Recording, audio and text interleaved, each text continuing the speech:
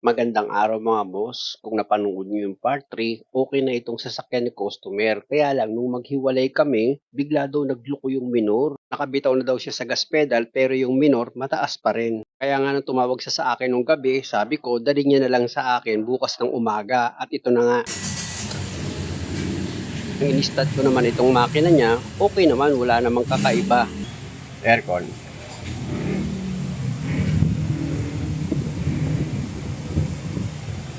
Okay naman. Okay naman po pagka nakaano ganyan lang. Okay ah. Pag tumatakbo nga po, matagal siyang bumaba yung minor. Minsan, bababa siya tapos aakyat pa siya ng May mga time na gano'n, biglang aangat yung minor. 1.6. Pero dati po, may gano'n naman siya. Pero dati, hanggang 1,000 lang. Umabot siya ng 1.6. Oo, ngayon umaabot ng 1.6. Switch off ko na itong makina. Sa kwento pa lang, alam ko na pinanggalingan yan. At nakita nyo naman, nung in-start ko itong makina ni customer, stable na ba yung idle niya? Kaya lang, ang naging problema doon sa paglinis na ginawa ko, di ba, in-sprayan ko lang naman itong throttle body niya, hindi ko na yan pinull out. Ganun pa man, nung mag-road test kami, naging okay naman na itong sasakyan ni customer. Kaya lang sa pag-spray na ginawa ko, maaring yung harapan lang nitong throttle body yung nalinis ko ng maayos. Pero yung likod nitong throttle body, yung plate doon, maaring makapalang carbon na nakakapit doon. Kaya nangyayari kapag matulid na yung takbo ni customer, mabagal lang bumaba yung minor. In short, hindi pa rin ako magtuturo ng ibang sira. Nasa throttle body pa rin yung problema dyan. Kahit na stable pa yung idle niya, pag naka-minor, andyan pa rin yung problema. Kapag tanggal nitong throttle body niya, tanggalin nyo muna itong grill cover. Tapos yung air filter housing, tatanggalin nyo rin yan para maluwag kayong makakilos na matanggal nga itong throttle body. Sa pagtanggal naman ng grill cover mga boss, meron lang naman yung mga plastic clip na pinagtatanggal ko, nakita nyo naman. Tapos dito naman sa air filter housing, meron ako tinanggal dyan na 2 bolt na number 10. Tapos dito naman sa inlet hose niya, na nakarugtong nga dito sa throttle body papunta dito sa air filter cover, meron silang tig-isang clamp. Hindi nyo naman kailangan tanggalin yung clamp, luluwagan nyo lang yan para nga matanggal sa pagkakaipit itong inlet hose. Tapos gamit ka ng backstring sa number 10 para matanggal mo itong negative wire dito sa terminal ng battery. Pag okay na, balik na ulit ako dito sa inlet hose. Kung makikita nyo, hinugot ko na yan dito sa cover ng air filter. Tapos sa kabilang dulo naman itong inlet hose, sugutin ko yan dito sa throttle body. Ayan na mga boss, natanggal ko na itong inlet hose. Kaya pwede ko nang tanggalin itong air filter cover niya. Ayan na mga boss yung air filter cover, pati itong air filter, tatanggalin ko rin yan. Dahil nga sa itong housing ng air filter, tatanggalin ko yan mga boss para nga maluwag kong matanggal itong throttle body. At dito naman sa air filter housing niya, kung makikita nyo, meron akong tatanggalin dyang bolt na number 10. Ayan, natanggal ko na yung bolt na number 10. Pwede ko na ngayon i-pull out itong air filter housing. Ayan. Eh di maluwag na. Pwede mo na ngayon hugutin yung socket wire dito sa throttle body. Ayan mga boss, kung makikita nyo yung socket wire, hinugot ko. Ayan ayan. Tapos, gamit ka na ngayon ng socket wrench na number 10 para maluwagan mo naman itong 4 na bolt dito sa throttle body. Dito talaga mga boss, ramdam ko, first time pa lang makakalas itong throttle body ni customer. Grabe higpit ng mga bolt niya Kaya gumamit din ako ng pwersa dyan para maluwagan ko nga itong 4 na bolt dito sa throttle body. Pag maluwag na yan mga boss, tanggalin mo na itong ratchet, i-manual mo na yan sa pagluwag. Gamit nga itong socket na sa number 10, kamayin mo na yan para tuluyan mo nang matanggal itong 4 na bolt dito sa throttle body. Ganun lang para mapabilis yung trabaho nyo. Ayan na, natanggal ko na itong pang-4 na bolt dito sa throttle body. Pwede mo na ngayon tanggalin yung 2 coolant hose dito sa throttle body mo. Gamit ka ng plier mga boss para yung clamp dito sa coolant hose mo, mailihis mo yon, patanggal sa pagkakaipit itong coolant hose, nang sa ganun, mahuhugot mo itong 2 coolant hose dito nga sa throttle body. Pag natanggal mo na itong 2 clamp sa pagkakaipit nga dito sa 2 coolant hose, gamit ka ngayon ng flat screw para itulak mo yung coolant hose. Medyo makapit kasi yan mga boss matigas siya. Kaya ginagawa ko dyan, gumagamit niya ako dyan ng flat screw. Yan ang ginagamit kong pantulak dito sa coolant hose para bumitaw siya dito sa throttle body. Ayan, natanggal ko na yung 2 coolant hose dito sa throttle body. Kaya pwede ko nang iangat itong throttle body para malinis ko na yan. Bago ko simulan linisin itong throttle body mga boss, i-check ko muna itong likuran ng throttle body. Ayan yung likod niya eh. Oh, yung hindi inabot ng pag-spray ko. Kung makikita nyo, makapal yung carbon dyan. Oh. Matigas na masyado yung carbon mga boss. Kaya sa pag-spray na ginawa ko, hindi na siya natunaw. Kaya sa assessment ko dito, ito na yung pinanggalingan ng pagtaas ng minor ni customer. Dahil nga sa itong plate ng throttle body, hindi siya makabalik agad. Yun nga ay dahil sa carbon na nakabara dito sa plate ng throttle body. Sa paglinis itong throttle body, nag-ready lang naman ako ng 1 liter na gasoline. Tapos nagpabili ako ng throttle body cleaner, yung pang-spray ko. Yun yung bandang huling gagamitin ko mga boss. Kaya naman gasolina ang una kong ginagamit na panlinis dito sa throttle body para yung tumigas nga na carbon dito sa loob ng throttle body, lumambot muna siya. Pangalawa mga boss, mas makakatipid ako ng throttle body cleaner kung uunahan kung gagamitan niya ng gasolina. Kasi minsan pag masyadong matigas yung carbon na kumapit dito sa throttle body mga boss, kahit na anong spray mo, hindi siya matanggal. Kaya mas the best talaga, babaran ko muna ng gasolina or basain ko muna ng gasolina itong buong throttle body.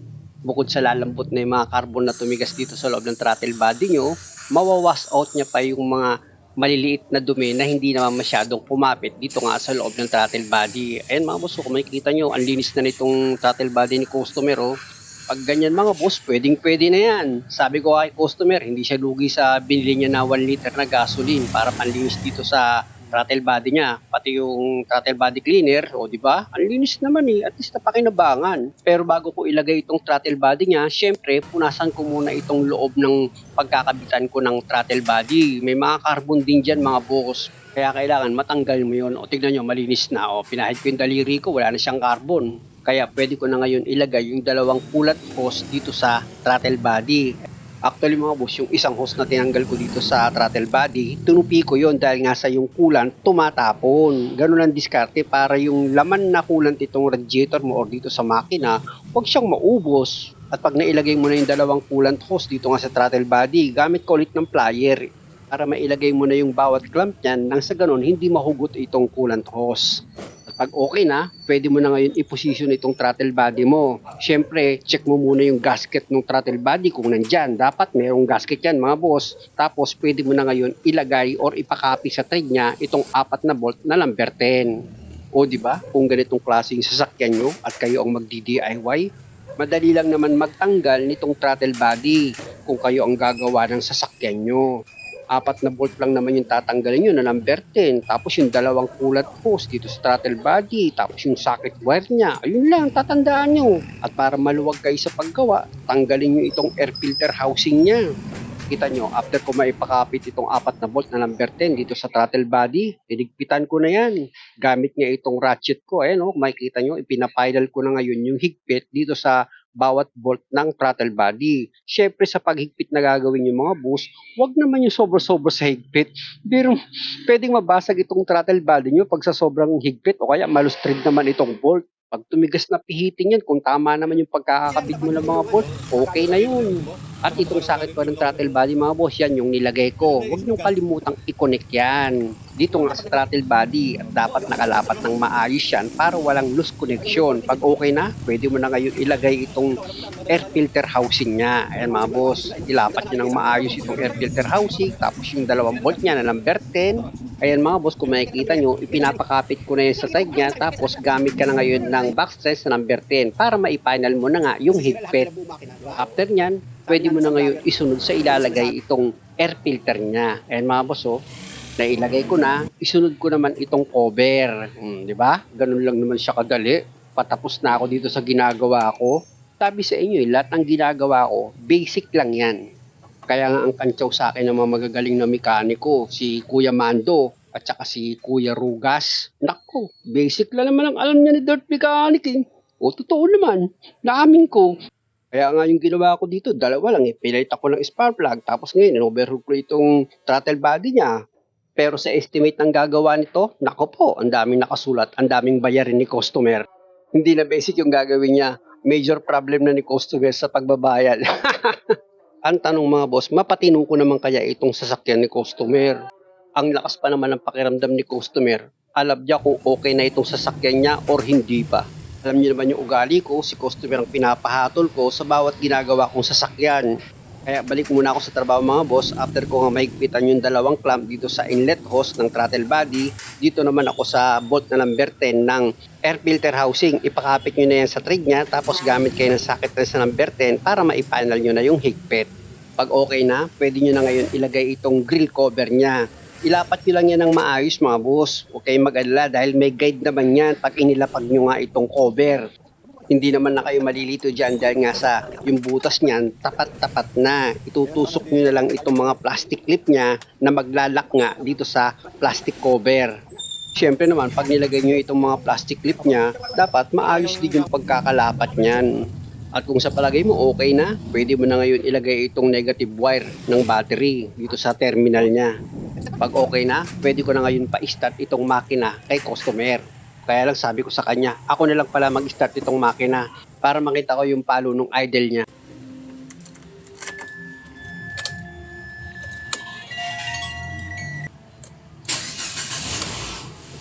Uy! Ano ka agad ano? Baba agad. 23. Wait muna tayo ng mga 15 minutes. Hayaan ko munang bumalik sa normal yung idle niya mga boss. Pakiramdaman ko muna itong makina ni customer. Kaya alam mga boss, isa yung napansin ko sa makina ni customer eh. Mas tumining pala siya no? Oo, mas tumining lalo. Tumahimik yung makina.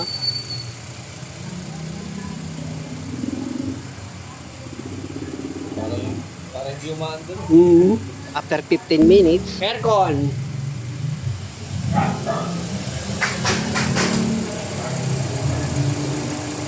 Yan na yun, kahit nag-aircon na siya. Oh. Hindi kasi stable yung idle nito mga boss eh. Pero ngayon okay na. Ano, stable na? Stable na yung idle niya? Okay. Maya lang. Ano tayo, mag-road test. Tingnan nyo mga boss, nung napa-under ko, ma-under yan ha. Alam mo, hindi ma-under ano? Samantalang ang problema yan, yung idle up niya, ay yung idle niya, hindi siya stable. Ano? Steady po. Hindi, sa makina makikita mo eh. Pag nag-i-engage lang siya, O gagalaw yun, siyempre. gagalaw. Pero yung normal niya na lang na. O, ayan o. Hindi tulad po ng dati. Naka-aircon siya. Naka-aircon. Pag nag-automatic yung aircon, mga gano'n yan, gagalaw yan. Ayan ang ano yan. Ayan, ayan, nag-automatic oh.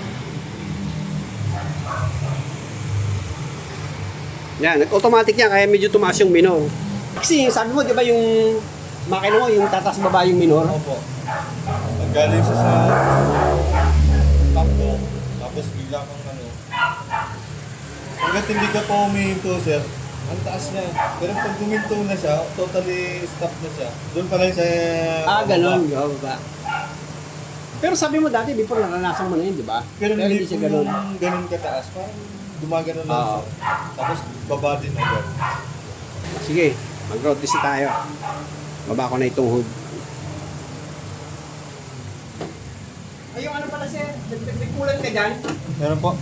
Nagdag tayo ng kulan. Nagbinunod ko kasi yung coolant hose nito dito sa throttle body mga boss. Tumapon yung coolant niya, pero kaunti lang naman. Pero mahalaga pa rin syempre na dapat magdagdag kayo ng coolant para sigurado kayo na hindi kayo magkaroon ng aberya sa daan. Siyempre naman sa pagsalin mo ng coolant dito sa coolant reservoir niya, dapat naka-level. Yan na mga boss, magkakaalaman na kami ni customer dahil nga sa magro-road test na kami. Medyo fast forward ko na ito mga boss, mahaba na yung oras. Ayun. Ano? Ayun siya. Ganun lang siya. Pumipitig lang siya pero hindi siya tumataas ng ano. Oo. Tulad siya ng dati. Parang, Dati nagtatas babaeng minor. Opo. yung Umabot po siya ng ano eh. Ng 1.6. Ganun. Ngayon, okay na po. Okay na. Sige, medyo ano pa tayo, maganda na yung sigurado yung gagawin natin. Malayo ka pa eh. Kaya nga po. Alam niyo mga po, sa Bicol pa nauwi si manager. Kaya kinondisyon ko maigi ito sa sakyan niya. Sinubok muna namin ito sa sprayan ko lang muna kung makukuha. Kaya lang hindi nakuha eh. Kaya yan, nilinis ko na talaga ito ang throttle body niya. tsaka hapon na rin kasi tayo noon di ba? Opo. Hapon na rin kasi kami, hindi ko na tinuloy yung trabaho. Kasi ang ano ko naman talaga, usapan naman talaga natin, check upin ko lang di ba? Opo. Kung bakit siya nag-check engine Opo. Ayun ang problema nito, Yung problema biglang po. lumalabas yung check engine. Tapos nung hinatulan, 18 magkano? 28,000. 28,000 agad? Magkano? 28? Opo. Grabe pala no. Meron yung 28,000 pala agad ang hatol. Yung pinakita mo sa akin resibo, ano yun? Meron pa po yun. Meron pa sa likod? Oo. May Ah. pinahabol pa sila eh. Ah. Pumasok po yung mechanic nila doon. Hmm. Parang may sinabi pa na. May dinagdag pa. Kaya nagdagdagan pa ng 10,000. Akala ko 18,000 lang. Yun po yung sinasabi ko sir. Sabi ko sir, meron pa yan. May pinahabol sila. Pero sa nakita ko mga boss, alam niyo yung problema lang talaga nung sasakyan niya, spark plug lang. Dinamay ko na lang itong throttle body dahil sa medyo malakas daw ito sa gas. Bukod doon, may mga time hindi stable itong idle niya. Narinig niyo naman yung kay customer. Pero ngayon, ayon nga kay customer, okay na daw itong sasakyan niya. Ayun na talaga yung normal niya ngayon. Opo, Yan na. ganyan po. Pumipitik lang siya. Pag Ayan. inapakan mo po yung clutch, Oo. ganyan. Oo. Yan. Bumababa siya agad. Bababa siya agad. Pumipitik man po siya hanggang dyan lang po.